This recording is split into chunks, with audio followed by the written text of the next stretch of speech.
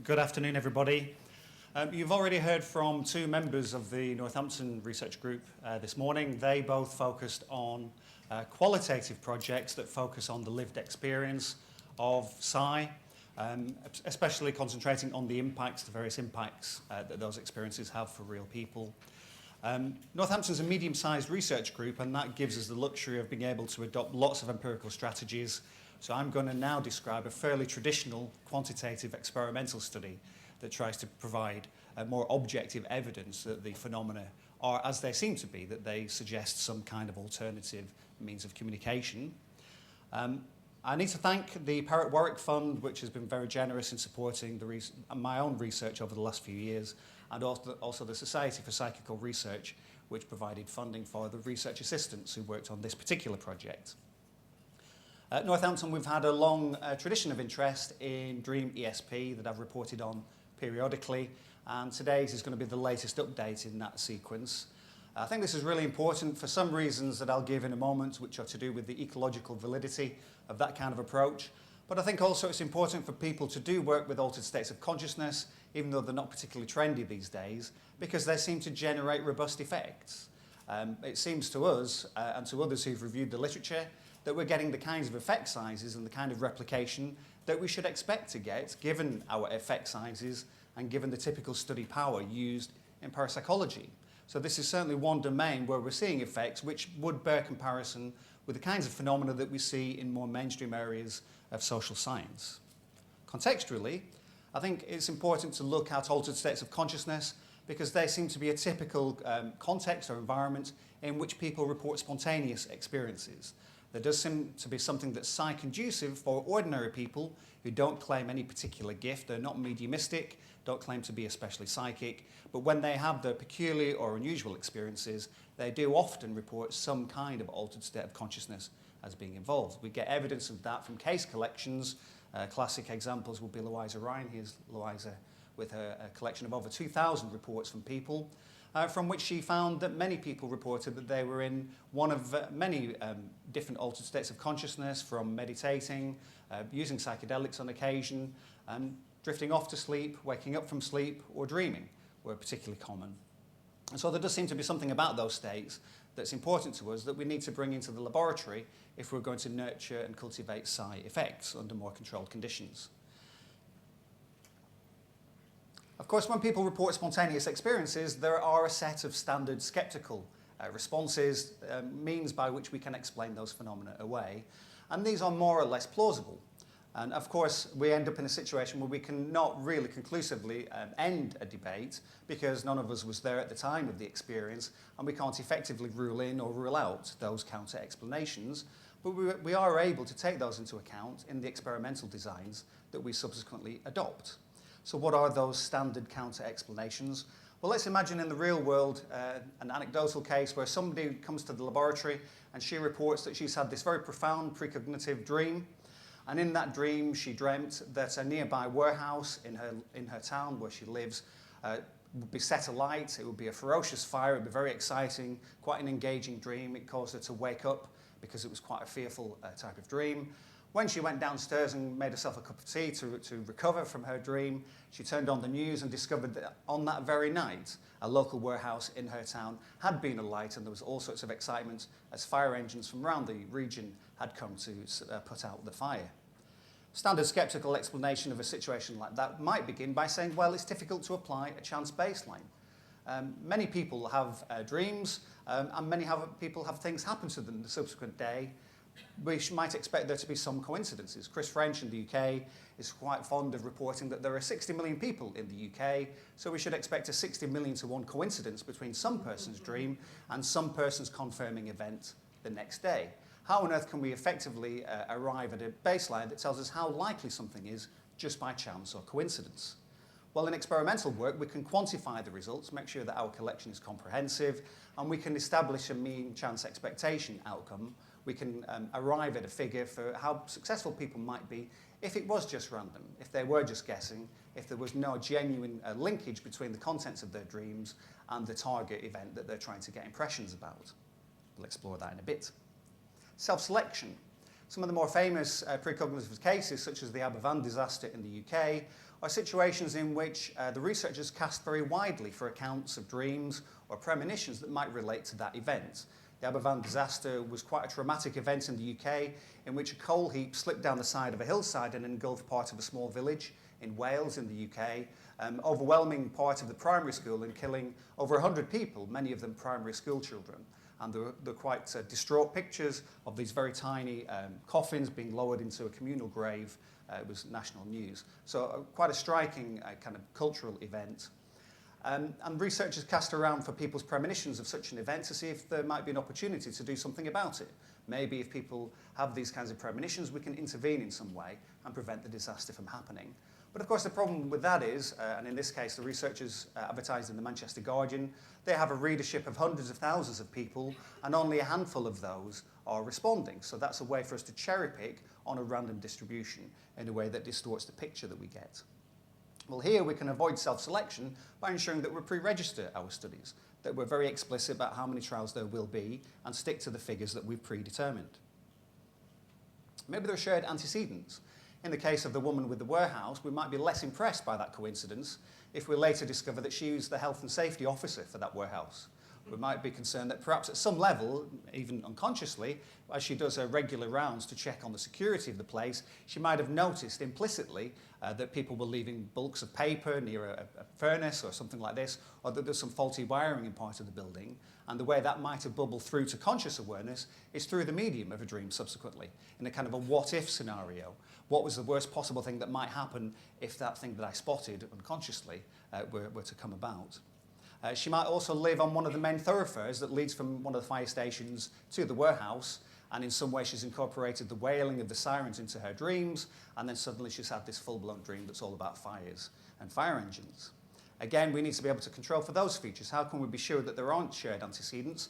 The key thing in parapsychology is to ensure that the way in which we select the target is truly random. There's very little we can do about people's subjective biases, but if we're sure that we can determine the targets in a truly random method, then people's natural biases will sometimes tend to draw them towards the target, but equally on other occasions it will tend to draw them away from it, and that should balance out over time across a number of trials.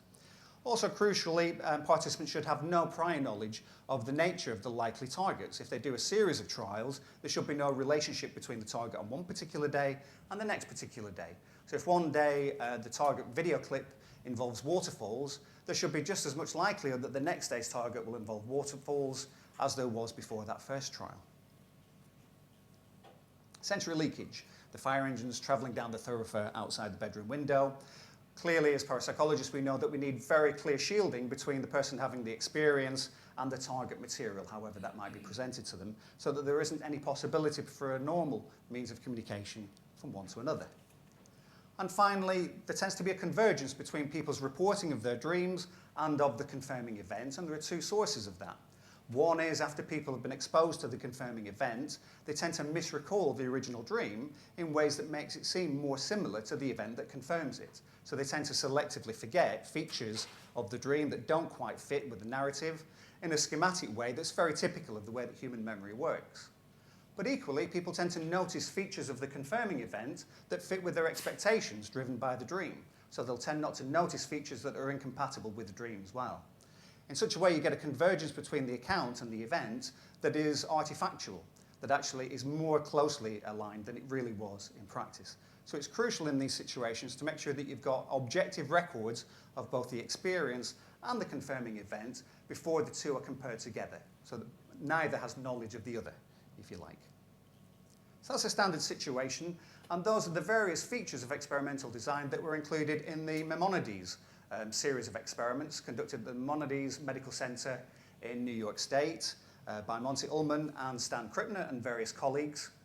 A colleague of mine, Simon Sherwood, and I some years ago reviewed the various studies that contributed to that series, and we reported that there was a cumulative case that under those circumstances where none of those counter explanations could apply, when people visited the dream laboratory at Maimonides, they were hooked up to EEG that monitored their brain state, was able to identify when they were in a REM period, when they were likely to be dreaming, when they were awoken during those periods, and they reported on their experience. those experiences tended to match up with target material that had been randomly chosen to a degree that went well beyond chance expectation. So a figure we have here is in terms of an effect size R. Dean Radin, in one of his books, estimates the odds as 75 million to 1 against the degree of coincidence that we see here occurring just by chance. So this is really attractive. This seems to be a way in which we can reasonably consistently capture extrasensory perception effects, precognitive effects, clairvoyance and telepathy effects in the laboratory. The problem is most researchers don't have access to a dream laboratory. They don't have access to participants who are willing to devote a whole night to participate in a study to generate just one data point. And frankly, knowing the staff group at Northampton, I don't think we're that inclined either to commit so many nights to collecting data of that sort. And that's quite true, I think, across the community. So people have looked for alternative ways for exploring dream ESP that didn't require that continuous monitoring overnight. And they've tended to hit upon a method by which people sleep in their own homes as normal. So they would sleep at home, they might be given various suggestions or instructions for how they might make a wish to themselves that tonight they will dream, in the morning they'll remember their dreams, and they will make a record of those dreams as a dream diary. And through the night, while they're at home, in another place, in a secure setting, a video clip or a target image has been chosen for them and is available by psychic means throughout the night.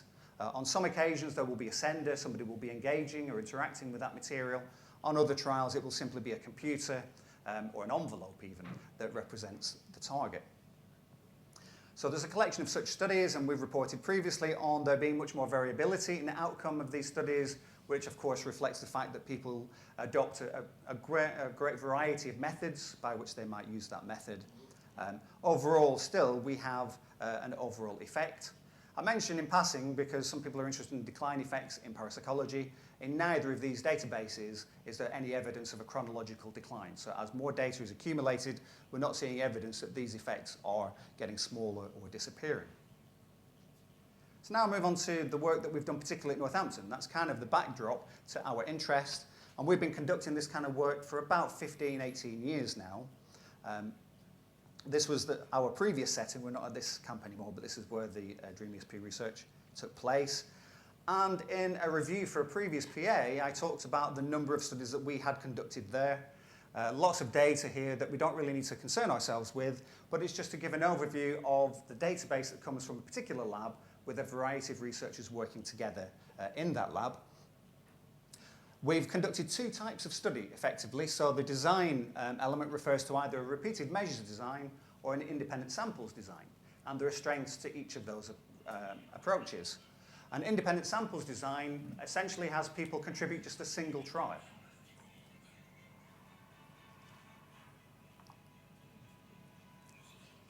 Big fanfare as we lead into the data. So with an independent samples design, the attraction of that is that individuals might only contribute one or perhaps two trials, but it allows us to look at variety of performance that might co-vary with individual differences factors. And so we've done a number of studies where we've tried to identify personality variables, prior experience variables, and so on. We also run a number of repeated measures, repeated measure studies where you have the same participant contributing a much larger number of trials. This is more typical of the standard Maimonides approach, and what that allows us to do is to work with people who maybe are more experienced, but to look at internal factors, the kind of factors that might change over time within the individual. For example, the quality of their sleep, the degree of confidence they have about that particular trial, those kinds of features.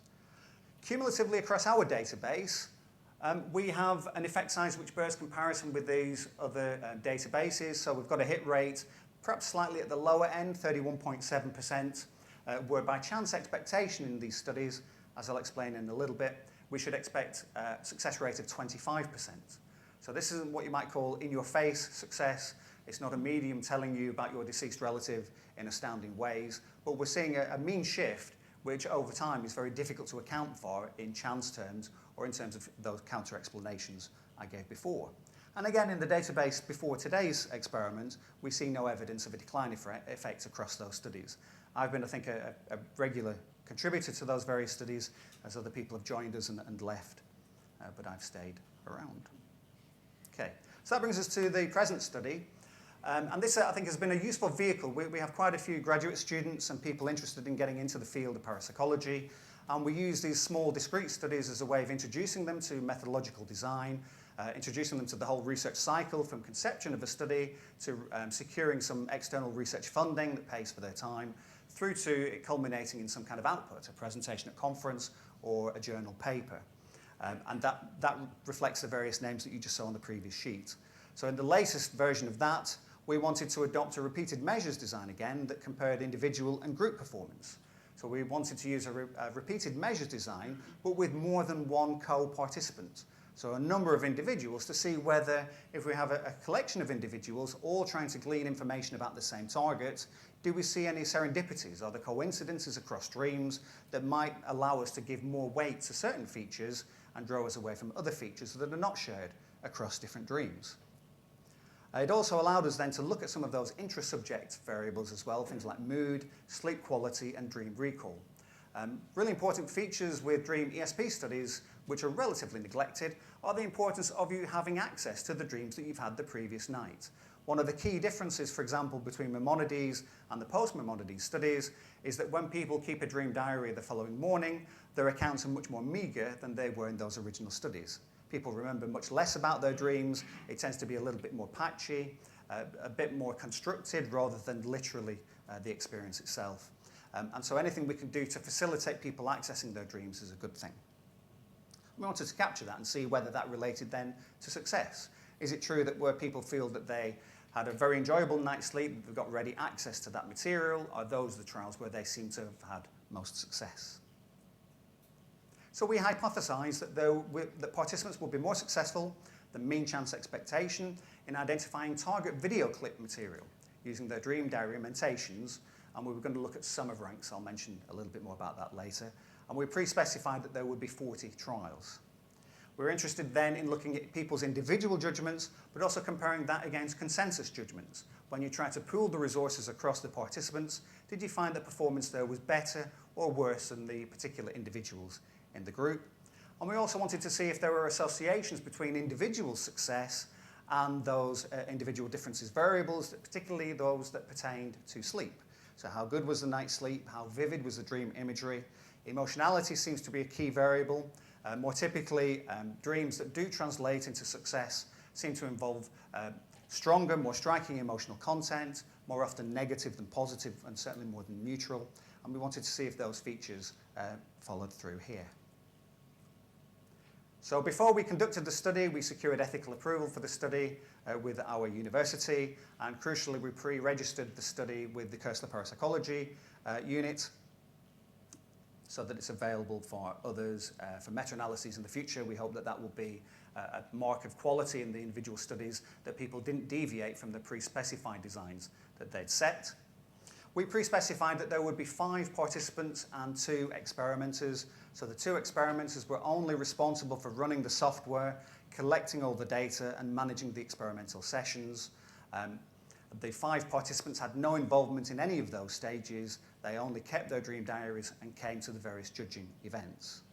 We pre-specified 40 experimental trials, and based on previous experience, we agreed that there would be no more than 2 trials per week. And this is because, going back to the Maimonides days and Bob van der Kassel's experience, if you try and have too many of these active experimental nights, people's sleep pattern changes and the quality drops off. So you need a clear space between them. We wouldn't have 2 experimental trials on consecutive nights, for example.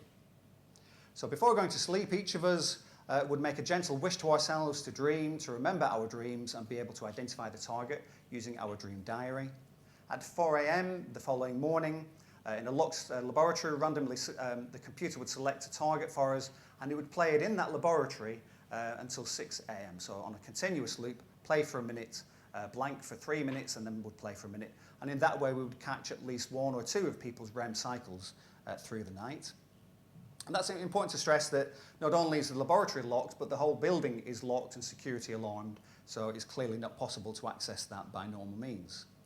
Participants would write their dream diary in the morning, and very typically they would email that to the experimenters before they left to get to the lab on campus. And it was a condition that all those emailed copies had to be received by the experimenters before the session could progress, and people who failed to do that were excluded from that particular trial. It was possible to attend the laboratory by Skype on occasion. Some of the group members were some distance away, had family commitments that made that difficult sometimes. But if fewer than 4 people attended in either form, then that trial was designated a practice trial. We still went through the process of viewing clips and making judgments, but that trial didn't count.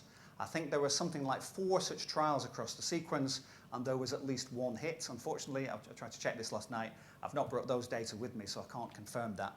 But the pattern in those practice trial nights didn't seem any different from other nights. Of course, I should remember at this point to thank Johnny Ryan and Chetak Nangare for being the experimenters in this study, and also the other participants. So people would come along to the laboratory for the judging phase, and our first task when we met together would be to complete a participant record sheet. We would complete this individually without sharing any details of our experience, and this captured the data about the nature of the past night's dream and how confident we were going into that particular trial. These would be collected in by the experimenter. Then the experimenter would enter the session code that they'd set the previous night, and that would launch the program to move on then to go to a judging phase. At that point, it's important to stress, it seems quite obvious, but nobody in the room would know the identity of the target, only the computer knew what the target had been that played through the night. Each participant then would read out their dream diary to share with the group. And as we went around the group, that would allow us to notice commonalities, coincidences in the different people's dreams or accounts. Then we were presented with the 4 video clips, so we would watch in silence, each of us would monitor the videos, and we would note any correspondences that there seemed to be between the content of the video clip and our dream diary account. At this stage, we're presented with 4 video clips. One of those is the target video from the previous night. The other 3 are decoys. They're intended there to distract us, and that gives us our chance baseline, because we now know if we're able to correctly select the target video clip, we should only be doing that about 1 time in 4, or 25% overall, if there's nothing really going on, if there is no real correspondence between dreams and the video clips themselves. So once we've made our individual rankings, we then shared our conclusions with the other members of the group, and that allowed us to identify any kind of consensus judgment. Our starting point was quantitative, so a simple accumulation of the individual ranks to see how that would organise the 4 video clips, but there was scope then for discussion as well if there were particular salient features that we felt warranted greater weighting. We were able to do that. All of this, and it was the consensus judgment itself that was recorded into the program before the big reveal, before the actual target was given to us, and obviously all of those raw data sheets were passed on to the experimenter for safekeeping at the end of the trial. So we split the experiment into 2 phases. That again was pre-specified. We had 20 trials to begin with, and things were not looking great in this first set. So cumulatively, our consensus judgment was bang on chance levels. We have a 25% hit rate based on selecting the target in the number 1 position. Only one of the group, well actually 2 of us, scored above or slightly above chance, and the others were below chance. So based on our prior measure, sum of ranks, there's no evidence here of any clairvoyance effect, any correspondence. So the mean chance sum of ranks is 2.5. Our figure of 2.75 is ever so slightly worse than you'd expect by just chance alone. So obviously at this midpoint, one of the reasons we split the sequence into 2 phases was to allow us an opportunity to reflect on the design and to make tiny changes to the design, to the methodology, rather than carrying on regardless with something that didn't seem to be working effectively. So what we agreed at that midway point was to monitor adherence to the intention setting protocol, to make sure people were using that regularly. People's minds wander and they deviate quite a lot from it, so they felt more committed to it. To note on the record sheet the degree to which they did adhere to that. We started to adopt the wake back to bed technique, in which you wake up prematurely, so earlier on than you would normally, and then allow yourself to go back to sleep, and that makes more of your dream content potentially available to you. People would wake up spontaneously through the night and of course would make notes as and when they occurred. It's very frustrating, though, the number of occasions when you feel like you've been writing notes and when you wake up in the morning, either the pen wasn't clicked and there's nothing there, or you've overwritten one dream account with another dream account and can't decipher either. Those kind of things are really quite common when you're groggy in these situations. And we agreed to play the video clip for a little bit longer. So still at 11 p.m, the university was closed and locked at that time. And so it allowed for people to maybe have a longer run at it. What we'd noticed in part one, that was occasionally people would have hunches. They'd be drawn to particular targets but couldn't justify choosing it based on the content of their dreams. So we now allowed people to register their hunches. This does seem like a second go at the cherry, really, because you're now able to select 2 out of the 4 clips, but we can analyse them separately. That doesn't then confound the chance expectation, doesn't capitalise on chance. And we also agreed that on occasion, people might have given the target clip a higher rating if they'd attended to it more closely. And so we compelled everybody to look at each clip at least twice all the way through before we committed to our ratings. It's very common in these situations for people to commit to one particular clip and then they're really only half noticing some of the other clips when they're meant to be judging, and that seems to be key or pivotal. Okay. The results in phase 2 were better than we'd seen previously. So on this sequence of 20 trials, we now have a 40% hit rate, and by sum of ranks, we're performing a little bit better than chance expectation. We now have more of the team scoring above chance, so 3 out of the 5 of us scored above the midpoint of 25%. So we felt much more positive about that second sequence. When we combine the 2 sets together, which is the ultimate aim, we find that our overall hit rate in terms of direct hits is 32.5%, so slightly better than the average that we'd had previously. However, importantly, our pre-specified outcome measure is sum of ranks, and because we don't see a mean shift, so we don't see people not only putting the target clip first, but also tending to put it second place more often than third or fourth, we actually see that it's kind of spread evenly, so we've really got chance levels going on there. So when we can add this to the database to date, we've got an overall hit rate which is just bumped up a little bit, 31.4%. Looking at hunches, this was quite intriguing. So people were allowed now to register hunches, and we looked at those separately. Again, people should only get a hit from their hunches if they're drawn to a clip 1 time in 4, so 25%. Overall, it's just shy of 50% of the time when people registered a hunch, that turned out to be the target. This is really frustrating. It has nothing to do with Dream ESP. It's got everything to do with being in the judging situation and drawing on something then that might be more visceral. But nevertheless, it's an intriguing finding that people seem to be able significantly, more often than not, to identify the clip via hunches. Our individual differences measures didn't pan out at all. We have to analyse these individual by individual. You can't combine these across participants. So here's the whole matrix. Only one of these turns out to be significant, and that's only before correction from multiple analyses. So there's very little going on at the moment that we can relate to people's recollections about the nature of their dreams. So to finish, in our conclusions, I don't know how long you've been holding that up. I've been dissociated. It's okay. Well, you can finish. Right. Improved performance in phase 2 compared with phase 1 is encouraging, but the overall performance does not deviate from MCE using our sum of ranks measure. Percentage direct hits is consistent with our previous studies, however. There seems to be no clear benefit in this particular study for group judgments over individual ones. Hunches during judging do look promising, however.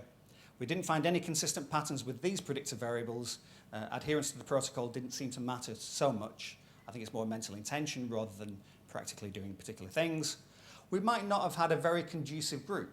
So people talk at times about selecting participants for studies such as this based on prior performance. There does seem to be a pattern building up that people who have participated in previous experiments as part of that series tend to fare better than those who were relative novices, and that might be something that we explore. We have one promising person, so Cal Cooper did quite well in the previous study, so we might be inviting him back. Glenn Hitchman didn't do so well, so we might not be inviting him back. Future studies, we suggest, should retain the hunch element. So thank you for your attention. So thank you very much. Well, we have